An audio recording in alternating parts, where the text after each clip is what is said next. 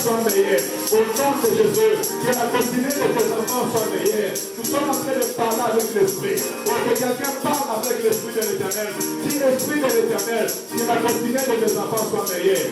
Que ma destinée soit meilleure.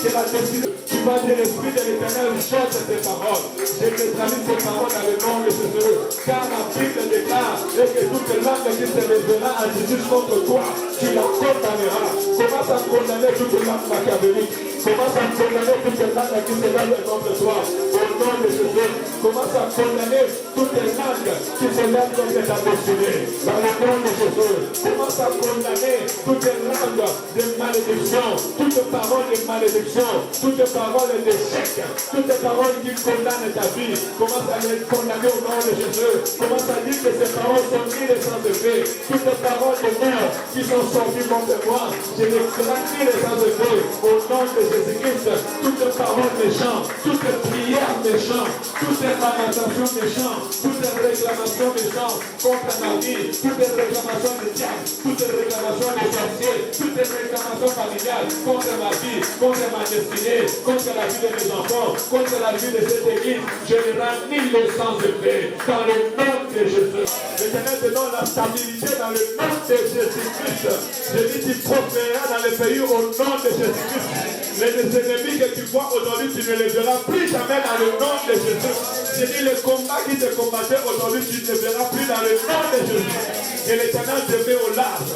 Que l'Éternel met ta vie au large. Que l'Éternel te donne la paix. Je déclare que l'Éternel met son église au large au nom de Jésus. Je dis tu vas prospérer dans le pays. Tu prospéreras dans la ville de Saint-Étienne. Tu prospéreras dans le pays de la France. Au nom de Jésus. Je dis dès maintenant, jusqu'au jour qui arrive, au nom de Jésus, que la prospérité soit le partage de ta vie. Que la paix soit le partage de ta vie. Que la stabilité soit le partage de ta vie. Au nom de Jésus-Christ. Que l'Éternel te bénisse financièrement. Que tu ne manques pas d'argent au nom de Jésus. Que l'Éternel bénisse financièrement ta famille et tes enfants. Je le déclare au nom de Jésus. La Bible est...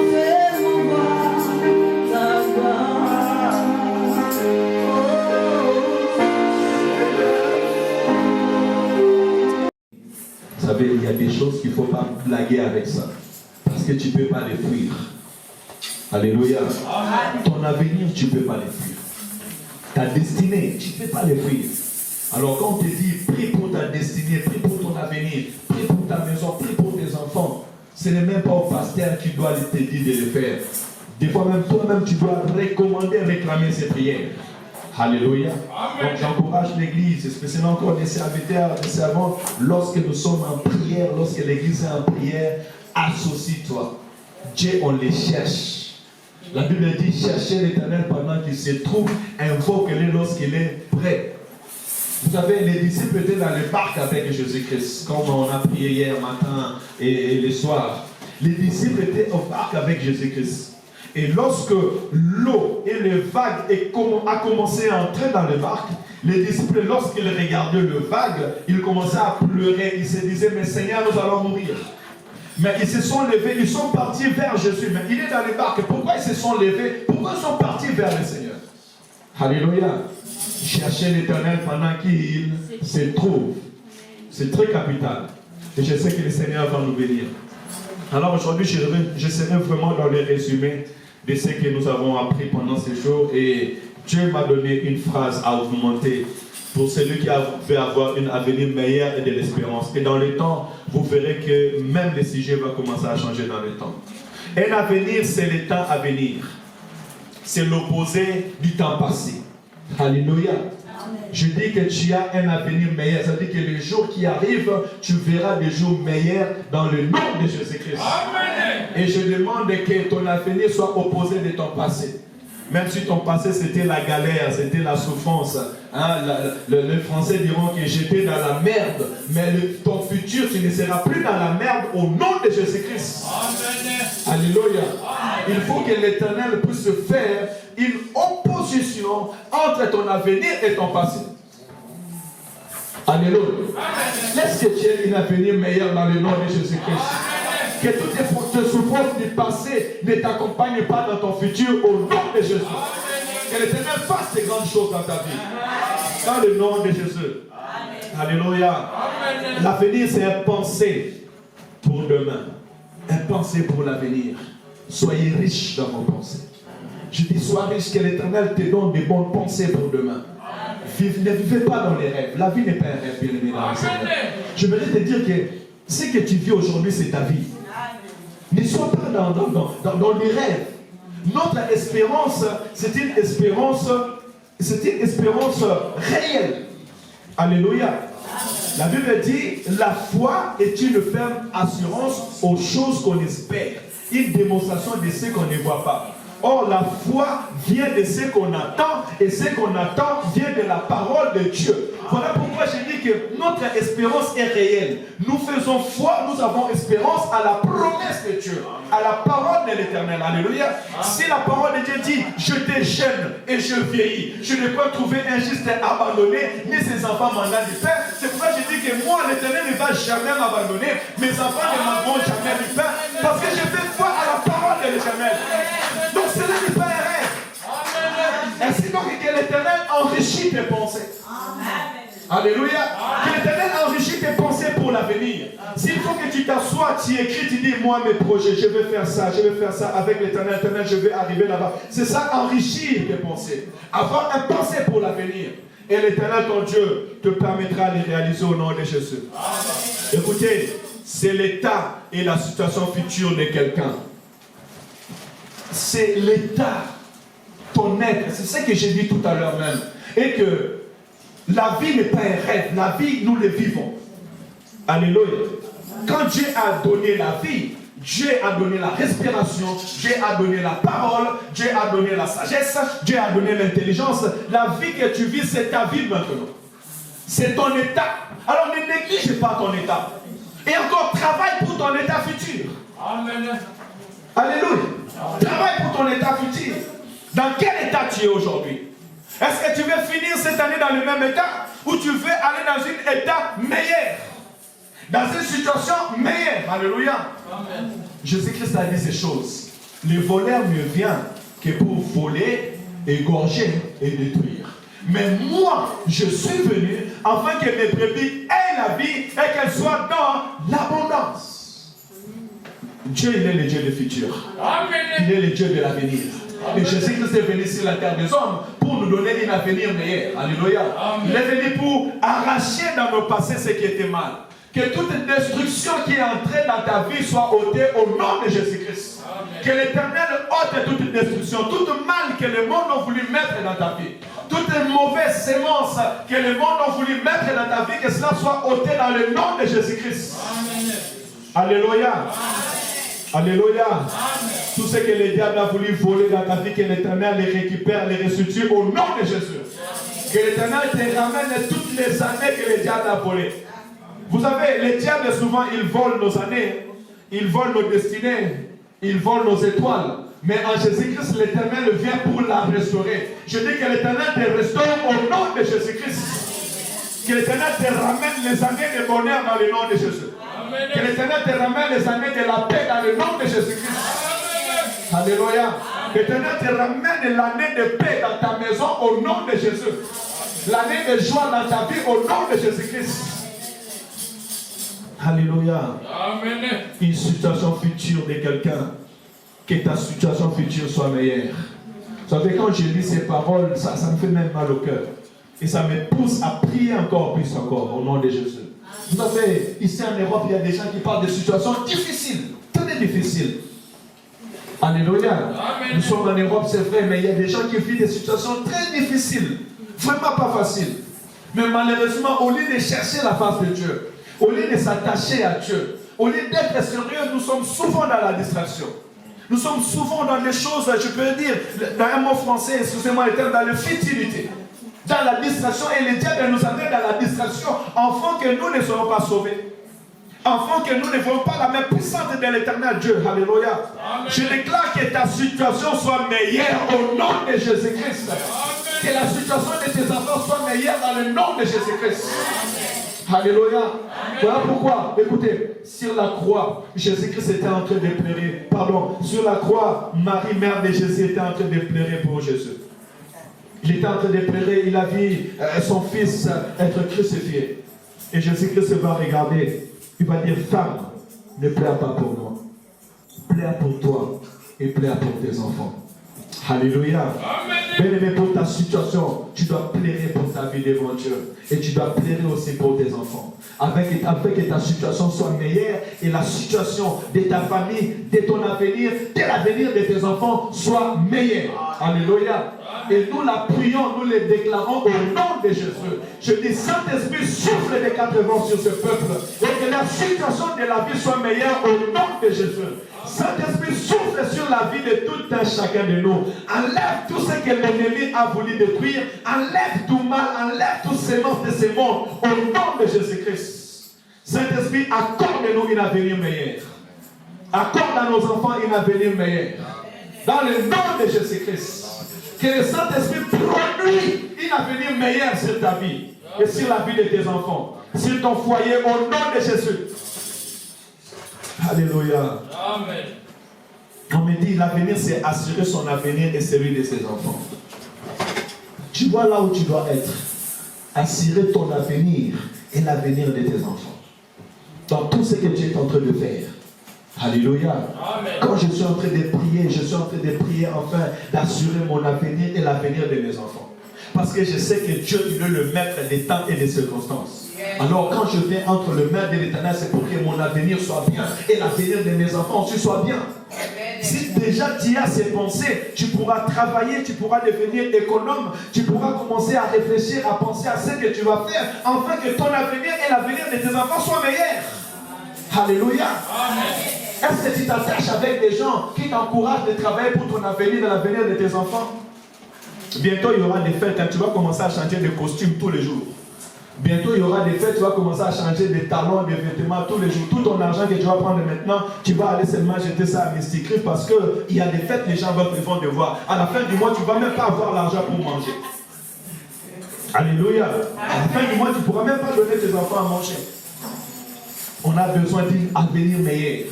Si tu veux vivre un avenir meilleur, ça se prépare maintenant. Yes. Alléluia. Un avenir meilleur pour ses enfants, ça se prépare maintenant. Je pourrais dire même que le Seigneur nous aide et qu'on puisse commencer à mettre des épargnes. Alléluia. Amen. Tu veux avoir un avenir meilleur, prépare-le. Si tu veux être riche, commence à le préparer maintenant. Vous savez, maintenant c'est les vacances. Hein? Mais si tu vas chez les autochtones, je dirais l'homme blanc, il a commencé à préparer ses vacances, ça fait une année. Il a déjà fait ses réserves pour ses vacances. Il a déjà 1 000 €, 2 000 € pour les vacances. Mais nous, on n'a pas préparé ça. Nous, maintenant, on veut aller aux vacances parce que tout le monde va aux vacances. Tu vas même aller aux vacances, tu n'as même pas mangé, tu n'as même pas préparé. Là où tu vas descendre là-bas, tu ne sais même pas s'ils vont faire les courses ou pas. Alléluia. C'est pour nous dire que nous préparons demain. L'avenir, on se prépare. Dieu, il dit, je connais les projets que j'ai formulés sur vous. Et ces projets-là, nous devons aussi acquérir la nature de Dieu.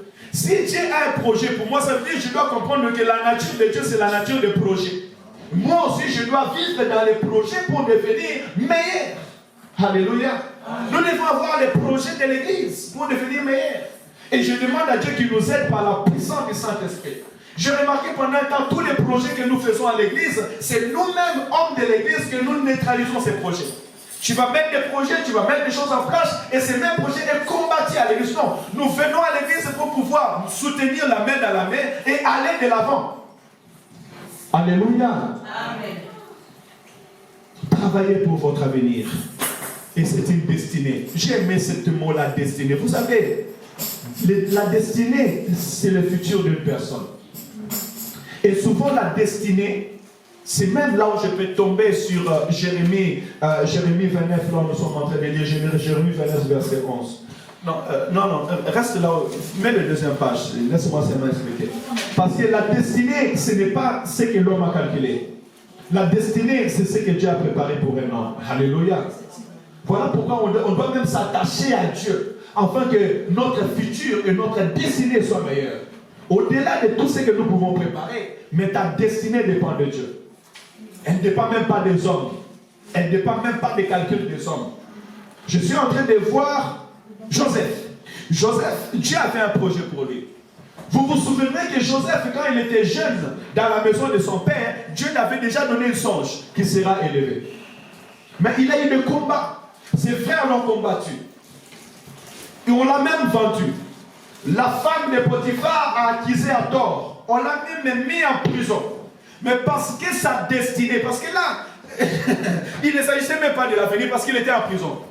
Humainement, on t'a jeté en prison de Pharaon. Toi qui es esclave, on te jette dans la prison de Pharaon. Qui parlera à ta faveur? Alléluia. Amen. On a parlé des mensonges contre toi. On a fait que tout le monde te rejette et personne ne te calcule. Tu es loin de ta famille, loin de tes proches. Qui va venir te visiter en prison? Joseph n'avait personne pour venir le visiter en prison parce que sa famille n'était même pas là. Sa famille était autre part et lui, il était en prison. Donc, il avait tout simplement son Dieu, le Dieu de sa destinée. Laisse que le Dieu de la Bible soit le Dieu de ta destinée au nom de Jésus-Christ. Au-delà de tous les calculs que tu es en train de faire, que le Dieu de la Bible soit le Dieu de ta destinée. Et que Dieu accomplisse tout ce qu'il a promis dans ta vie au nom de Jésus-Christ. Que Dieu accomplit tout ce qu'il a fait dans ta vie, tout ce qu'il a promis dans ta vie. Voilà pourquoi j'aimerais dire à quelqu'un, attache-toi à Dieu. Amen. Joseph fut élevé, non pas parce qu'il avait beaucoup de calculs. Il fut élevé, non pas parce que ses frères l'ont soutenu. Joseph était élevé parce qu'il avait un destiné avec Dieu. Parce que Dieu avait déjà fait un projet pour sa vie. Alléluia. Amen. Voilà pourquoi quand Dieu est en train de dire, je connais les projets que j'ai formulés sur toi, crois à cette parole. Attache-toi à cette parole et attache-toi à ce Dieu-là. La Bible dit que même en prison, Joseph pouvait interpréter des songes. Joseph avait gardé son intimité avec Dieu. Joseph pouvait parler avec Dieu même en prison. J'aimerais dire à quelqu'un, peu importe les circonstances, peu importe les vents et marées, peu importe là où tu es, parle avec l'Éternel ton Dieu. Prie à l'Éternel ton Dieu. Développe ta communion avec Dieu. Parce qu'il est le Dieu de ta destinée. Amen. Alléluia. Et tu vivras ta destinée au nom de Jésus-Christ. Quelqu'un peut dire avec moi, je vivrai ma destinée dans le nom de Jésus. Je vivrai ma destinée dans le nom de Jésus-Christ. Je vivrai ce que l'Éternel a préparé pour moi dans le nom de Jésus-Christ. Aucune circonstance, aucun problème, aucune personne ne peut m'empêcher de vivre ma destinée en Jésus-Christ au nom de Jésus. Dans le nom de Jésus. Écoutez, on m'a dit qu'il y a un avenir meilleur et de l'espérance. Or, l'espérance, c'est un sentiment qui fait entrevoir comme probable la réalisation de ce que l'on désire.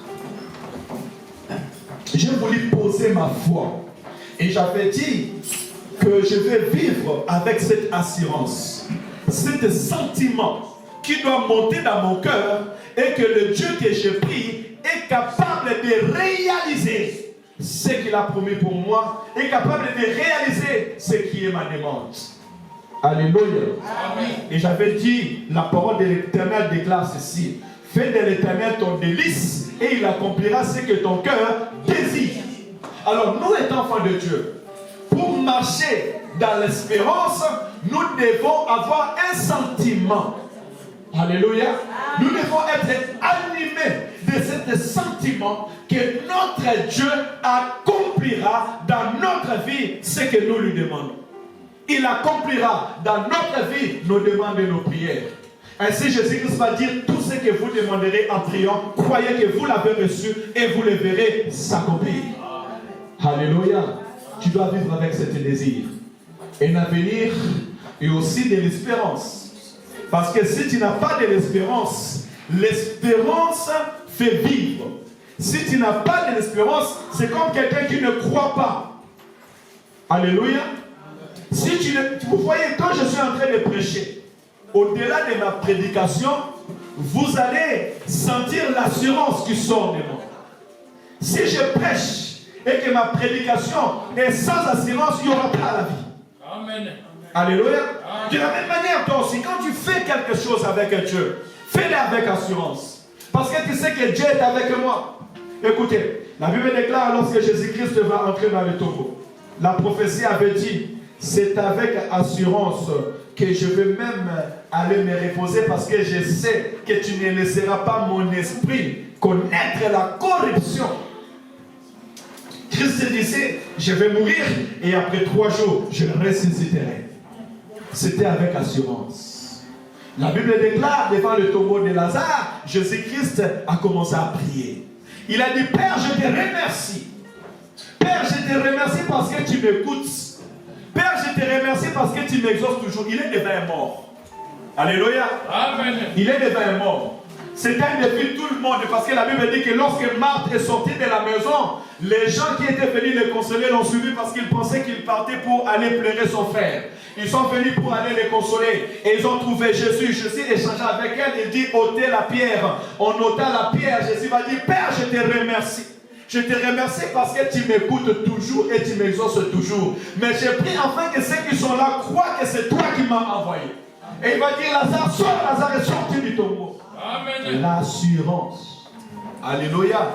Un sentiment d'assurance que l'Éternel, mon Dieu, accomplira tout ce que je lui demande. Alléluia. Amen. Ne marche pas avec inquiétude. Ne marche pas dans la crainte. Tu pries et tu doutes. Non, un enfant de Dieu ne marche pas avec inquiétude. Un enfant de Dieu, même Jésus va dire, ce que vous demanderez en priant, croyez. Tu dois avoir la foi. Tu dois croire que l'Éternel marche avec moi. Que l'Éternel est avec moi. Que l'Éternel ne m'abandonnera pas. Ainsi vous deviendrez comme David. David dit, même si je marche à l'ombre des vallées de la mort, je ne crains aucun mal. Car je sais que l'Éternel, tu es avec moi. Que 1000 tombent à ma gauche, 10 000 à ma droite, moi je ne serai jamais atteint. Il n'a pas dit ça en vain.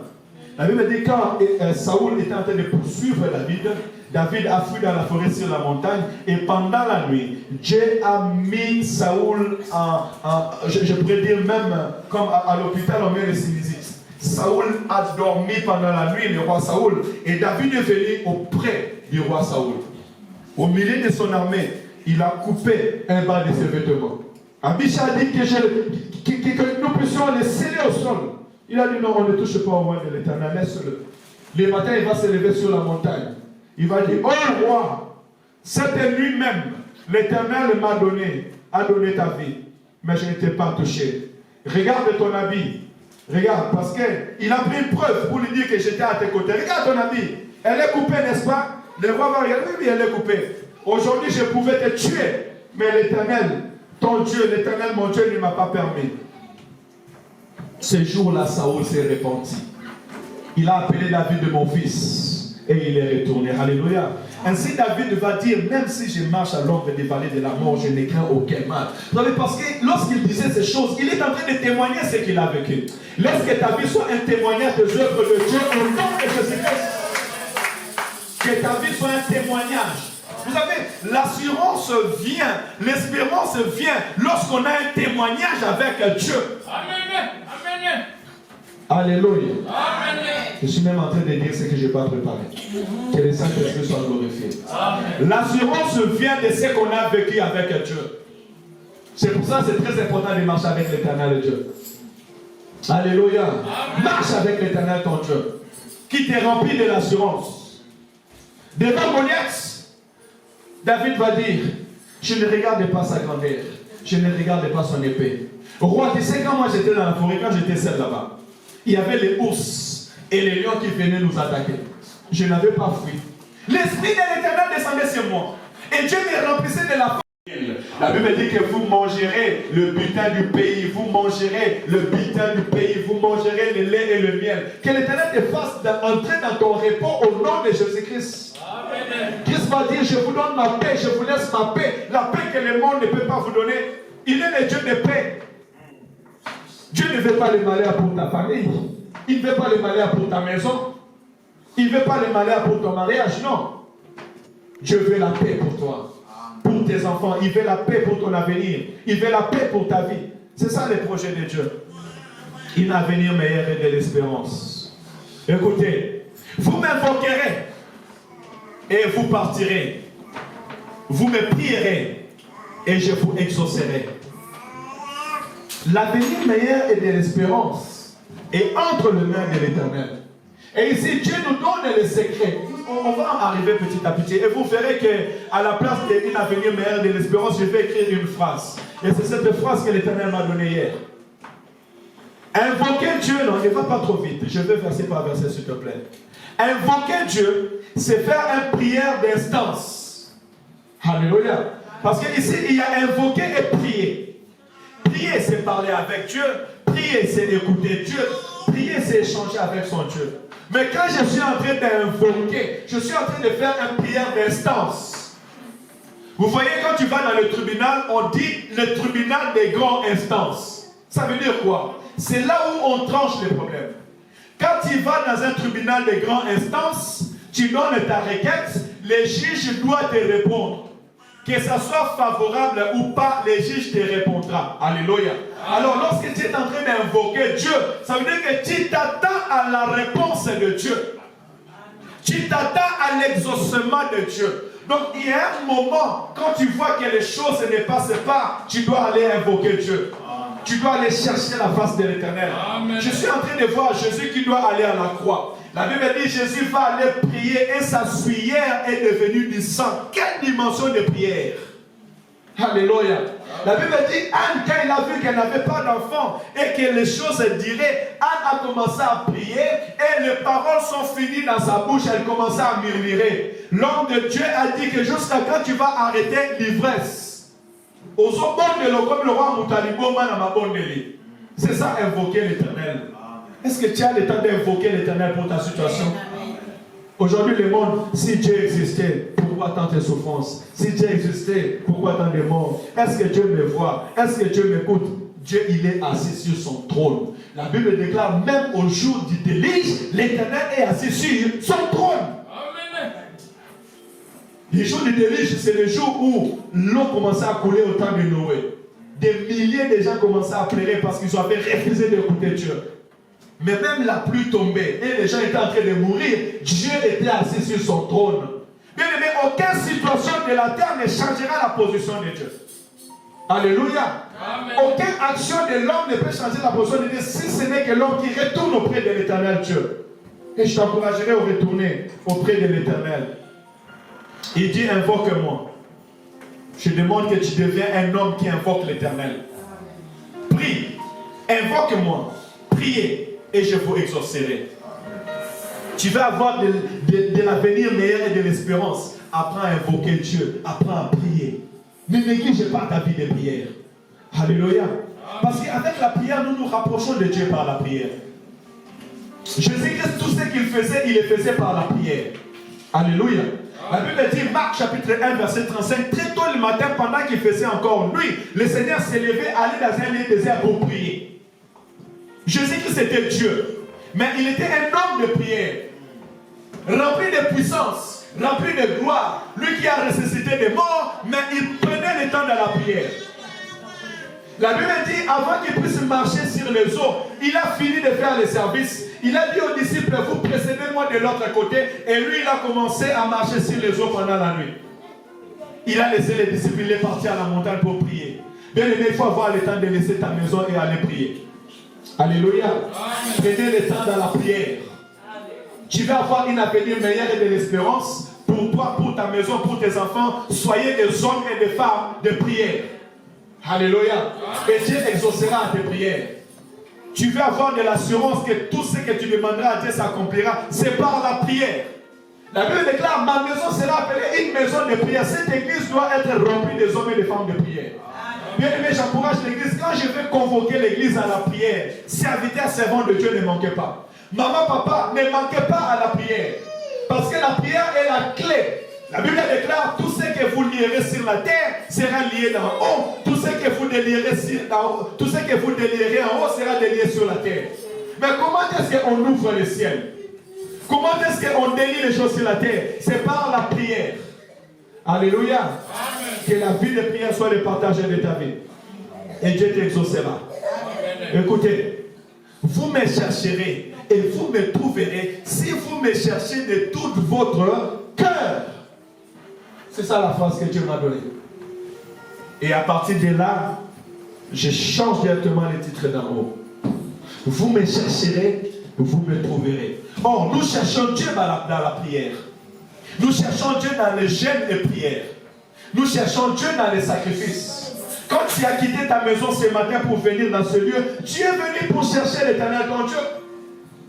Mais Dieu va dire que si vous me cherchez de tout votre cœur, pourquoi Dieu dit cela? Parce que Dieu regarde le cœur. Alléluia. Dieu voit nos cœurs. Dieu voit dans quelle dimension nous les cherchons. Alléluia. Devant les hommes, on peut faire semblant.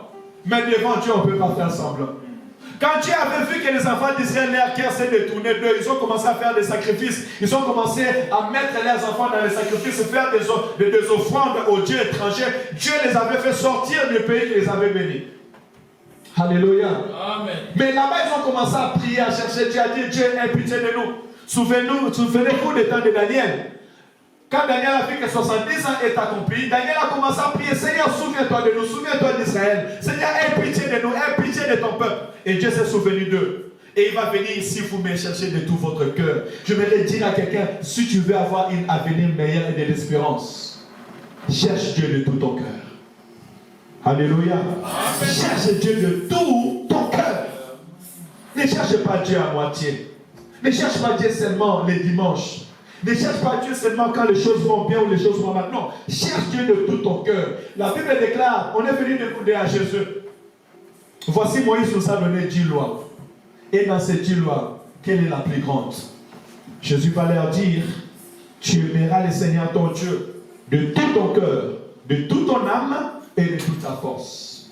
Et voici la seconde qui accompagne la première, tu aimeras ton prochain comme toi-même. Alléluia. J'ai aimé ces paroles. Parce que tu dois aimer Dieu de tout ton cœur, de toute ton âme et de toute ta force. C'est ainsi que tu chercheras à l'Éternel ton Dieu. Mais tu ne peux pas me dire que tu aimes Dieu si tu n'aimes pas ton prochain.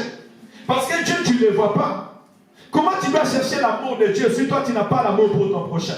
Amen. Comment tu dois dire que moi j'aime Dieu si tu n'aimes pas ton frère, si tu n'aimes pas ta soeur? Si tu médites la haine, la colère, la vengeance pour ton frère et pour ta soeur. Alléluia.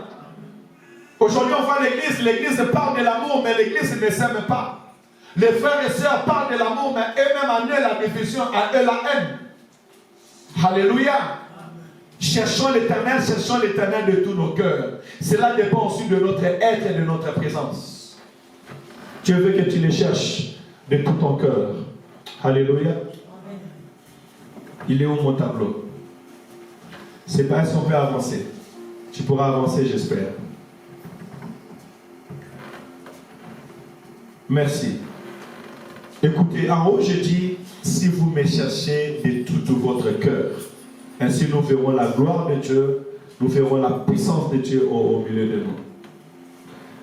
Dans Ézéchiel, chapitre, non, recule dans le premier Ézéchiel, c'est pas grave, on va arranger tout à l'heure, j'arrive à lire. Ézéchiel chapitre 37, verset 11. La Bible dit, il me dit, fils de l'homme, ces eaux, c'est toute la maison d'Israël. Voici, ils me disent, nos ossements sont desséchés, notre espérance est détruite et nous sommes perdus. Voici, tu es en train de prier. Voici, tu es en train de parler. Tu es en train de dire à l'Éternel, je n'ai plus d'espoir, je n'ai plus d'espérance. J'aime la parole de l'Éternel. Parce que lorsque Dieu parle, il parle pour la vie. Tout ce que nous avons lu là, c'est parce que Dieu est en train de voir les désespoirs dans le cœur d'une personne. Les soucis dans la vie d'une personne. Tu peux être là, tu regardes ton futur, tu regardes ton demain et tu ne les vois pas. Regarde cette réponse. Tout à l'heure, j'ai lu dans le livre de Jérémie. Et je prends la réponse dans le livre d'Ézéchiel. Il dit, voici, notre espérance est détruite. Nous sommes perdus. Voyez-vous, c'est le peuple de Dieu. Et ces peuples-là qui sont en train de parler spirituellement, si vous lisez Ézéchiel chapitre 37 au premier, la Bible dit que c'est les ossements des vallées desséchées. C'est-à-dire que les enfants d'Israël, de Jérusalem, Dieu ne voyait plus une ville. Dieu ne voyait plus un peuple vivant qui marchait. Mais Dieu voyait des ossements desséchés. Que l'Éternel enlève la mort au milieu de nous dans le nom de Jésus-Christ. Que l'Éternel enlève la mort spirituelle au nom de Jésus-Christ. Le diable avait un plan mauvais pour cette église. Le diable voulait faire entrer l'esprit des morts. Le diable souhaitait la mort spirituelle dans cette église. Mais gloire soit rendue à Dieu parce que nous avons un Dieu vivant. Alléluia. La mort n'aura pas la place au nom de Jésus-Christ. J'ai dit la mort spirituelle n'aura pas la place au nom de Jésus-Christ. C'est pour ça que tu dois être homme et femme de prière. Amen. Si tu n'es pas un homme et femme de prière, la mort spirituelle peut saisir. L'œuvre de Dieu, c'est que nous ayons la vie. Mais l'œuvre du diable, c'est d'étouffer la lumière de Dieu. Les ténèbres cherchent à régner. Les sorciers cherchent à régner. Alléluia. Amen. Mais notre Dieu régnera, la gloire de Dieu régnera au nom de Jésus-Christ. Il y a des gens qui marchent, qui parlent, qui sourient, mais spirituellement sont morts. Dieu va dire ces ossements, c'est la maison d'Israël. Ce peuple, quand on dit maison, c'est peuple, c'est les familles. C'est un langage français. Quand on dit la maison des gens chéris, ça veut dire que c'est ma famille, c'est toute la maison. La maison de Julia, c'est ses enfants, c'est toute sa maison. Amen. Alléluia. Et Dieu est en train de dire que ces ossements, ces gens que tu dis qu'ils sont sans vie, ces gens que tu vois qui ne sont pas vie, n'ont pas de nerfs, d'autres, ils ont la chair, mais ils n'ont pas l'esprit. Ces personnes, c'est la maison d'Israël. Pourquoi? Parce qu'ils sont en train de dire que nous n'avons plus d'espérance. Ça veut dire que ces gens-là vivent sans espérance. Ces gens-là ne voient pas demain, ils ne voient pas le futur.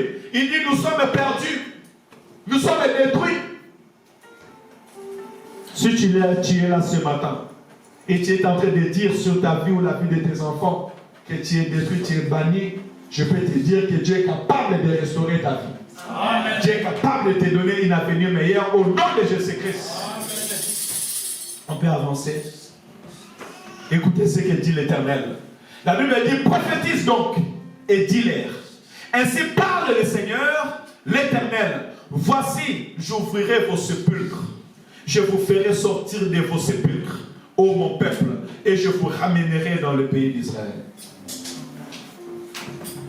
Wow! Le peuple qui sont à Jérusalem, le peuple qui vit, qui marche, le peuple qui parle, mais Dieu va dire, voici, j'ouvrirai vos sépulcres.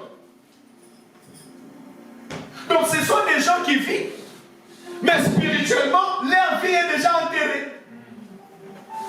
Vous verrez des gens, ils sont en train de marcher, mais spirituellement, ils sont déjà morts, ils sont déjà enterrés, il n'y a plus de futur. Leur futur est banni parce qu'il n'y a qu'un mort qui n'a pas de futur. Mais toi, tu es vivant, je dis que tu as un futur au nom de Jésus-Christ. Tu as un futur dans le nom de Jésus. Parce qu'il n'y a que des morts qu'on enterre. Il n'y a que des morts qui n'ont plus d'histoire. Il n'y a qu'un mort qu'on dit pour lui c'est fini, il n'y a plus d'histoire. Mais toi tu vis, et non seulement tu vis physiquement, mais tu vis en Jésus-Christ. Alléluia. Oh, que la vie du Seigneur impacte dans ta vie au nom de Jésus. Que tu vis la gloire de l'Éternel. Alléluia. Dieu dit, j'ouvrirai vos sépulcres. Que l'Éternel enlève tout ce qui t'empêche d'épanouir spirituellement dans le nom de Jésus-Christ. Si à quelqu'un, sa vie était enterrée, vous avez des fois les sorciers, ils ont déjà leur liste, ils font leur liste, ils disent, celui-là cette année, il ne va pas passer. Je déchire cela au nom de Jésus-Christ. Je déchire toute liste de la mort au nom de Jésus. Si on avait dit qu'il y a des gens qui vont mourir dans cette église, je dis personne ne mourra dans le nom de Jésus-Christ. Dans le nom de Jésus. Dans le nom de Jésus. Que cette truc soit prophétique au nom de Jésus-Christ. Que l'Éternel libère ta vie au nom de Jésus-Christ. Qui est celui-là qui a voulu enterrer ta vie? Qui est celui-là qui a voulu fermer ta vie? Dieu dit, j'ouvrirai vos sépulcres. Que l'Éternel ouvre ta vie au nom de Jésus-Christ. Que l'Éternel ouvre ta destinée dans le nom de Jésus-Christ. Que l'Éternel te donne l'espérance dans le nom de Jésus-Christ. S'ils ont cherché à mettre cette église dans un sépulcre, je déclare que l'Éternel ouvre les sépulcres au nom de Jésus-Christ. Cette église vivra dans le nom de Jésus-Christ. La bonne nouvelle sera prêchée jusqu'au retour du Seigneur. Il dit non seulement j'ouvrirai, mais je vous ferai sortir de ces sépulcres. Que l'Éternel te fait sortir de ta situation au nom de Jésus. Dieu, il te fait découvrir ton malheur et il te fait sortir de ces malheurs dans le nom de Jésus. Amen. Tu sais, je parle français parce que j'ai mon bien-aimé qui ne parle pas lingala, il est centrafricain. Donc alors on doit parler français pour que tout le monde comprenne. Tu sais, tu peux parler à une personne de ta situation, mais il n'a pas le pouvoir, les moyens de te faire sortir de cette situation. Mais notre Dieu, il est capable de te faire découvrir ta situation et te faire sortir de cette situation. Ainsi, il avait fait découvrir Gédéon son malheur parce que son malheur c'était l'autel de son père et il lui avait fait sortir de malheur. Il a dit à Gédéon, va renverser l'autel de ton père. Gédéon est parti les renverser pendant la nuit. Et Dieu te donnera la sagesse et l'intelligence afin que tu puisses t'en sortir de ces problèmes au nom de Jésus-Christ. Vous savez, si tu as un problème qui cherche ton malheur et que Dieu te révèle cela et que tu le fais, les gens de la ville peuvent se soulever. Il y a d'autres décisions que tu vas prendre dans ta vie. Ça va soulever les gens de la ville. Amen. D'autres personnes pourront être en colère contre toi. Des principautés, des autorités. Déjà, quand tu es en train de prier, il y a des entités qui ne sont pas contentes. Des esprits méchants qui ne sont pas contents. Mais le plus important que toi, tu restes dans la pensée, dans la volonté de Dieu. Je dis, dans ta vie, tu feras ce que l'Éternel te poussera de faire au nom de Jésus-Christ. Quand Gédéon a renversé l'autel de son père, les gens de la ville se sont levés. Bando Kambo Kabatelemi. Quand tu es en train de prier, de renverser les autels, le travail que nous sommes en train de faire ici dans cette église, les sorciers ne sont pas contents. Les principautés de la ville ne sont pas contents. Les esprits méchants, les esprits rebelles ne sont pas contents. Alléluia. Ils se lèveront. Mais la Bible déclare, si Baal est Dieu, qu'il se défend. Et si l'Éternel est Dieu, que l'Éternel se défend au nom de Jésus. Amen. Si nous prions le Dieu véritable, que l'Éternel Dieu que nous prions dans ces lieux, lui-même défend son peuple au nom de Jésus-Christ. Dans le nom de Jésus. Mais laisse que l'Éternel te fait sortir de tes situations difficiles dans le nom de Jésus. Que l'Éternel te fasse sortir de tout complot, de tout souci, de toute adversité dans le nom de Jésus-Christ. Alléluia. Que l'Éternel lui-même te fasse sortir. Tu sais, on avait pris Joseph, on l'a mis en prison. On a dit que Joseph est sorti avec la femme du Potiphar. Or, c'était des mensonges. Alléluia. Amen. Il n'avait pas d'appui. Parce que Potiphar avait de l'argent. Potiphar avait des connaissances. Potiphar avait la connaissance même chez Pharaon parce qu'on lui a mis dans la prison de Pharaon. Là où on avait mis Joseph, c'est là où on mettait les serviteurs de Pharaon. Donc c'était une prison terrible. Mais Dieu était capable d'aller les faire sortir de cette prison. Vous savez, la vie de Joseph est l'image de Jésus-Christ. Jésus-Christ, on l'a accusé à tort. On l'a mis à tort en prison. On l'a mis à tort dans la grotte. Alléluia. Mais la Bible déclare, le Dieu de la Bible a envoyé ses anges pour rouler la pierre et qu'il les fasse sortir. Alléluia. Que l'Éternel te fasse sortir au nom de Jésus. De la situation que tu te retrouves. Je dis toute situation que tu te retrouves spirituellement, là où tu te retrouves, que l'ange de l'Éternel descend et te fait sortir de ce lieu au nom de Jésus-Christ. Est-ce qu'on peut se lever pour prier? Alléluia. Merci Jésus. Merci Jésus. Dans toute situation là où tu te retrouves, spirituellement,